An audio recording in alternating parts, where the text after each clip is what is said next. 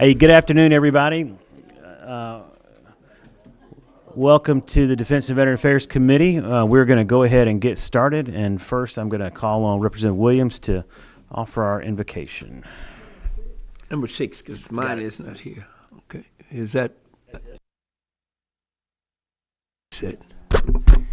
For those of you that really need a special prayer, come on the front seat. Spiro, we're holding it for you. Let us pray. Almighty and everlasting eternal God, we thank you for this day. We thank you for those that have assembled here to do the workings of this state. We ask that you give us an open mind and impress upon us that whatever we do affects the citizens of this great state. For it is in the mighty and majestic name of the risen Savior, Jesus the Christ, we pray. Amen. Thank you, Representative Williams. So today we have two measures to discuss. We're going to cover House Resolution 1419 first, and I'm going to ask Representative Clark to take over the chair while I present the bill.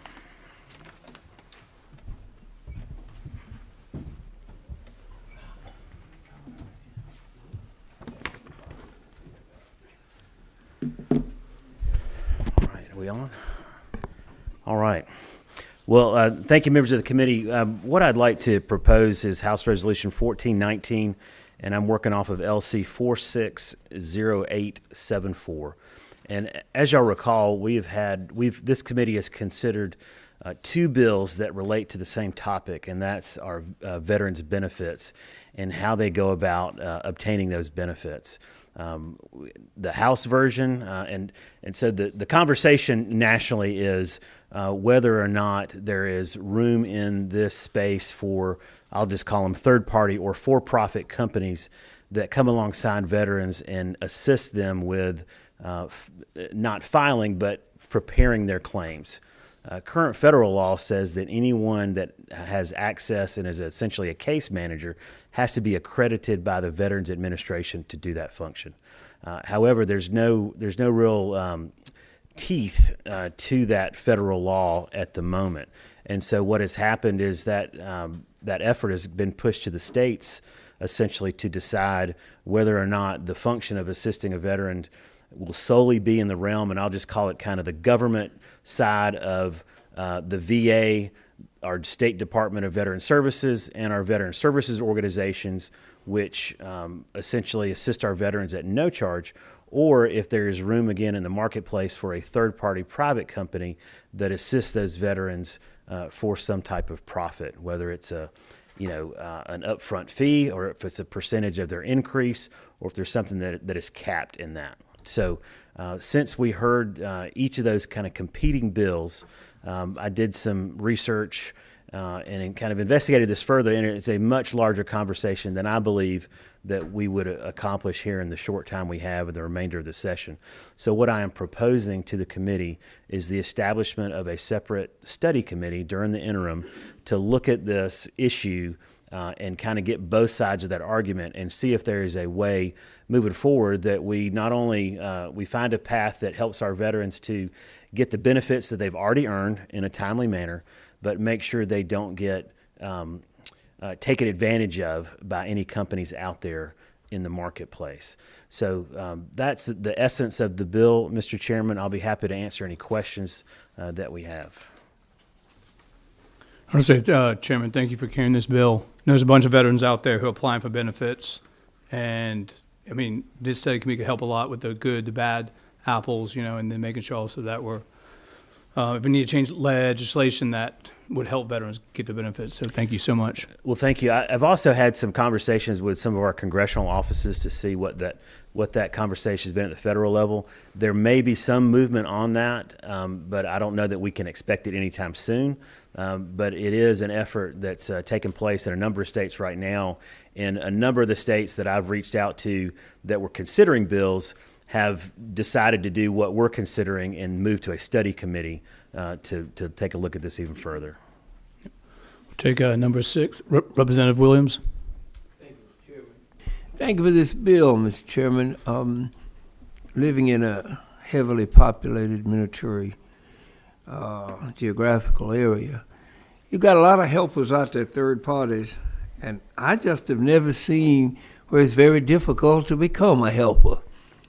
You know, what's the training? What makes them think, I've had a problem. Like, what is it to become accredited, you mean? Or just... To become, to put out that shingle that you help veterans. Right, and that's a part of what we really want to take a look at, because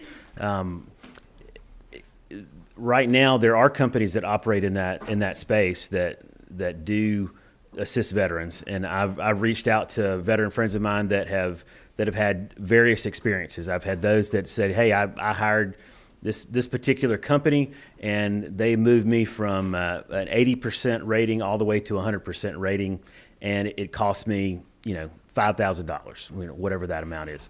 I've also heard from folks that said, "Yeah, I paid $2,500 up front to this company. I flew out to Texas, and I can't even find them." That kind of thing. So there's those experiences. On the other side, what we see is that we have more claims than our current number of accredited individuals within the state can handle. Now, we as a state are doing, I think, a great job in addressing those that are brought to us. But the aperture is so large, especially with the advent of the PACT Act, that you have so many more veterans that are going to be coming forward filing these claims, that I think we owe it, in my mind, to our veterans to explore every available opportunity possible. One follow-up, if I might, Mr. Chairman. I agree with you, but for every good one, there's some bad ones. It's kind of like I hate to use this analogy, somebody might be in the business, but the used car business. Buy here, pay here. The pay here is a heavy lift, and the product is usually bottom line, and it's very similar. I served in the military and I know what to do, and folk are desperate, especially if you have been in line a long time, or if you have a low rating and you cannot go. They're prime for picking. I think hopefully this study committee can make some strong recommendations how we can clean this industry up. Yes, sir. I would agree, and I appreciate the question. I think what we've got to get to is in the absence of any kind of federal enforcement, I think it then falls to the state to provide the proper guardrails that does find that balance between assisting our veterans and allowing a quality free market to operate. Number 11, Representative Jackson. Thank you, Mr. Chairman. I, too, appreciate you, Mr. Chairman, bringing this bill. I want to focus on lines 19 and 20, specifically where you state families, because we often forget for every military veteran, there are families.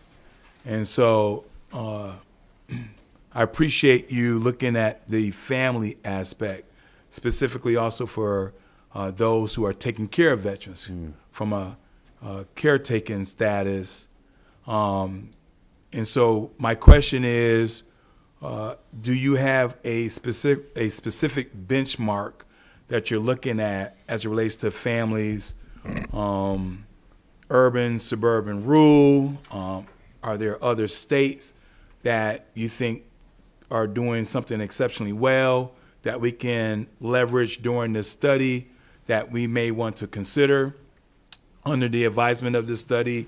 Can you just, when you say families, can you give me a little bit more granularity? What exactly are we looking at for the study? And so I'll point to a bill that we voted out of the House here recently regarding the 100% disability tax exemption, right? So what we did was to clarify the fact that the surviving spouse and dependents, that exemption would follow the surviving spouse, as an example. So in this case, I think that speaks to issues like that, so that if we have veterans that truly do qualify or really should qualify for that 100% disability, and they're at 70, 80%, and if there's a way that what we do in terms of the study committee makes recommendations to get that from an 80 to 100, I think that's one issue that speaks to taking care of our families. In terms of what other states are doing, I think we we look at some of the other states with the larger veteran populations and see how they're addressing those, and frankly, actually get the metrics so that we see if there are states that are doing something that's working well, and if so, how can we copy that? And I've been in a lot of conversations with Commissioner Ross on that, and we're going to work with her, and she's very tied into the other commissioners of other states in her same position. As a follow-up, Mr. Chairman, I appreciate that. And the reason why I asked, because for whatever reason, Florida seems to attract military veterans and their families. And I just don't know what exactly Florida is doing that we're not. My last question, Mr. Chairman, is this. And I hate scope creep, but there are times that our military veterans here in Georgia are needing services, but those services primarily are federal level. So it would be great for us to differentiate those things that are federal and those things that are state. So that way we can educate our veterans when we do get a phone call from our military veterans, because I'm sure they hate hearing it's out of our scope, it's not a state, it's a federal thing.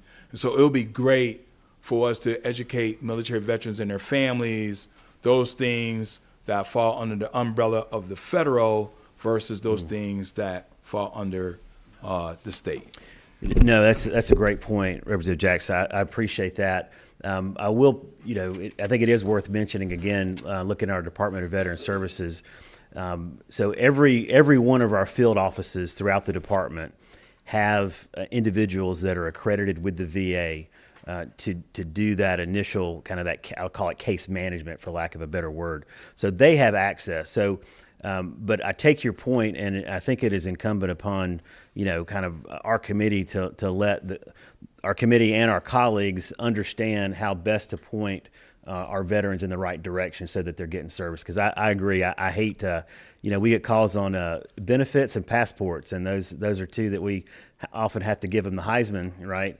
But I do think that there is a way for us to assist our colleagues in navigating that process. So yeah, thank you for that question. Representative Cannon. Chairman, I appreciate you bring the bill, and at the proper time, I recommend a motion do pass. Do I have a second?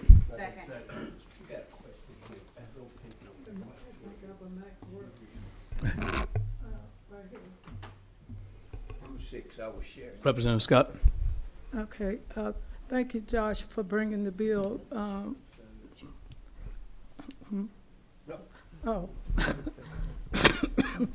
I was saying, thank you, Josh, for bringing this bill, and it is my hope that we can get this right, because as you know, when I did this bill, it was because the veterans coming and talking about it, but it's something that we have known all of our military careers, that this is a problem within the military. So it is my hope that we get it right, and I do believe, I call him, okay, Josh, I'm sorry. Chairman. I answer just about anything. I'm sorry. You can call me whatever you want, Representative Scott. All right, I got All right, okay. All right, Chairman. Okay. Well, You lost your point. no, I was just saying that I hope we can get this right, because we know that we've been having this problem for a long time, and our veterans need it right. I do believe that when we're dealing with this, that people need to be certified. They need to be certified and being able to do this job. Certification should not cost that much money, and I just think that people need to be certified when they're dealing with our veterans, because it's too much a rigmarole back and forth. And when our veterans go in and talk with someone, they need somebody that they could go back to and be able to find on the table, and that they're registered and certified for this process. Thank you. Well, thank you, Representative Scott, and I want to acknowledge your leadership on this issue. I think you were first out of the gate on this to bring it to our attention and highlight that, and so I very much appreciate your passion for this and look forward to working with you on it. All right, so we have a motion and a second. All in favor, say aye. Aye. All against, no. All right. House Resolution 1419 passes. Thank Congrats, you. Chairman.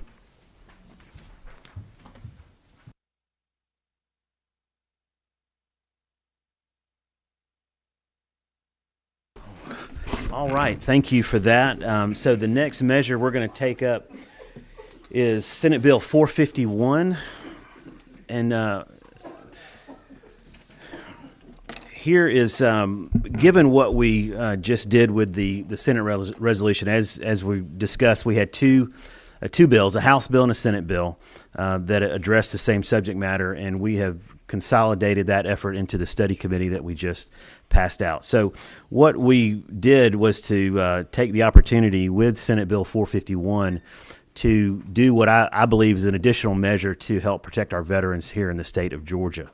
And I will say that I have done this with the permission of the sponsor of the bill, Senator Islam Parks. She is here to speak to the bill once we get to that point. But if I could just go through it briefly, it is simply a measure that brings Georgia into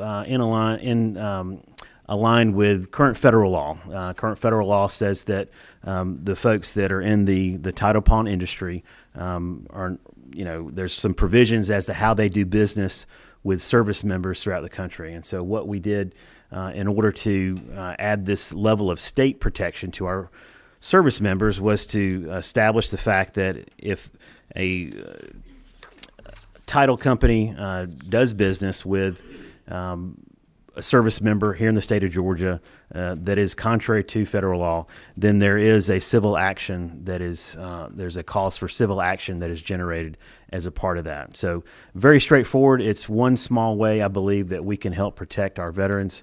Unfortunately, that is an industry where there are some bad actors, and that we have seen in the recent past that have been in violation of that federal law and have been fined pretty significantly. So what this does, I think, is to help to provide that extra layer of protection for our service members here in the state of Georgia. With that, I'll open it up to any questions from the committee. Representative Williams? Yes, sir. You were saying, and I'm just want some clarification, because I know of several prosecutions because of the federal law, and one very hefty one on the largest of all title pawn. I'm just wondering, when we have a federal law in place that prosecutes, what can, and federal law always supersedes state, I'm wondering what's the need. I can see the intent, but is it necessary when we have a federal law already in place that does this? I believe it is, because it does. I don't know how many are adjudicated at the federal level. I know that through the Consumer Finance Protection Bureau, they are able to levy fines against these companies that do this. And then I know there are a number of class action suits that are in place, but I'm not aware of any other state provision that would allow any kind of satisfaction from a service member here in the state of Georgia. One quick follow-up question based on what you just said. I'm thinking of an analogy. If the distinguished chairman, former law enforcement man, Mr. Colonel, goes bad and robs a bank in Effingham County, and that's always possible, but it is anyhow, that robbery immediately falls under the FBI. Local has no, if you break a federal law, the governing party, the top, is the federal law enforcement. Wouldn't the state just have to turn these folk over to the feds? Because the feds have the law, they come in and take over the investigation. That's my understanding of any federal law that you break. And I know that the colonel will know because he's broke a few. Would you? What, The voice of experience. are you number 8? Yes, I am. Okay. Is it on? Well, my observation in this is one of the good reasons for doing it is the federal courts are just overwrought with, I mean, in my district, I think there are 3 judges that cover about 40 counties. And I know from my experience that sometimes they won't even prosecute interstate transportation of a stolen automobile. So I don't know how high this is going to be on their agenda when we have courts in every county that are open, and these civil judgments can be rendered much more effectively in local courts than having to go through the federal system. Because they won't prosecute some drug cases, they won't prosecute cases of, like I said, interstate auto theft, and they just have a caseload that's it's pretty substantial because, you know, there are only 3 courts in Georgia, the Northern District, the Middle District, and the Southern District. No. And that covers a lot of territory when we all have our local, state, and superior courts. Points well taken. You have experience on the far end of that. I deal with people in trouble all the time. Representative Jackson? Thank you, Mr. Chairman. My good friend, Representative Williams, prompted a couple thoughts. The first one, Mr. Chairman, is the enforcement piece. What is the enforcement mechanism? Because we all know with all the military installations within 5 or 10 miles, you got a plethora of pawn shops. And so are we saying with this measure that the state is going to have some sort of enforcement mechanism? How is this going to be monitored? Because there are so many. I try to Google the number of pawn shops in Georgia right now, and my phone broke. Well, so just to thank you for the question. Just to clarify, this is not pawn shops. This is it's title pawn. So it's only those that are pawning the title of a vehicle, not a pawn shop. I know that that's how it's defined in Georgia code, is what is in the bill. So when it says pawn transaction involving a motor vehicle or motor vehicle certificate of title, that on the first page at the bottom, that's how the title pawn is defined. Okay, so that's okay. That's great. As a follow-up, so are we talking about used car lots now? Because it's a plethora of them too. No, this is about? only those that are pawning that title, that are lending money on that title of the vehicle. Oh, like title. I've seen a commercial. Title Max. Yes. Oh. That would be. So let me Google them. It's a big Google now. All right. Like, so. Do you have a follow-up, Representative Jackson? Thank you. Okay. All right, Representative Scott. Thank you, Mr. Chairman. You're doing better. Thank you for bringing this bill because same thing with the military. Soldiers leaving home, getting ready to deploy, come back. A lot of them, they don't got in all kind of little things, and they do this title pawn. And it's hell to get their cars back a lot of times. Sometimes they may not get it back. So talk about soldiers. Huh? Terrible interest. Yeah. And the interest be so high on this title pawn. The interest they charge a lot of times is 200-300% more. And K-Ped, our paychecks not going up. The soldiers' checks not going up. The people checks not going up. So I thank you for bringing this bill to help save some of our soldiers from losing their cars. It's good business. All right, thank you, Representative Scott.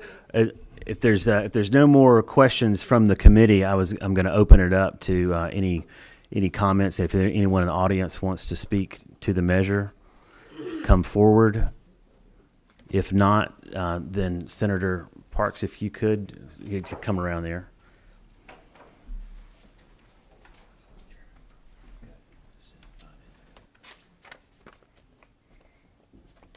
Hello, members of the committee and Mr. Chairman. I support this bill. It is a good bill. It addresses the urgent need to protect our military veterans from predatory lending practices by pawnbrokers and title loan providers by allowing the state to fine lenders who violate the Military Lending Act by exceeding a 36% interest rate for soldiers. This bill will ensure that our veterans are not financially exploited upon their return to civilian life, as mentioned earlier by a member of the committee. I urge all members to support this bill as it stands as a crucial safeguard for those who have bravely served our nation. Thank you. Thank you, Senator. I'll just say I know you are not a veteran, but you have done so much for veterans in just your short tenure as a senator, and we greatly appreciate that. Thank you so much. All right, at this time, I'll entertain a motion. All right, motion and a second. All those in favor say aye. Aye. All those opposed? All right, motion carries. Thank you so much. Meeting is adjourned.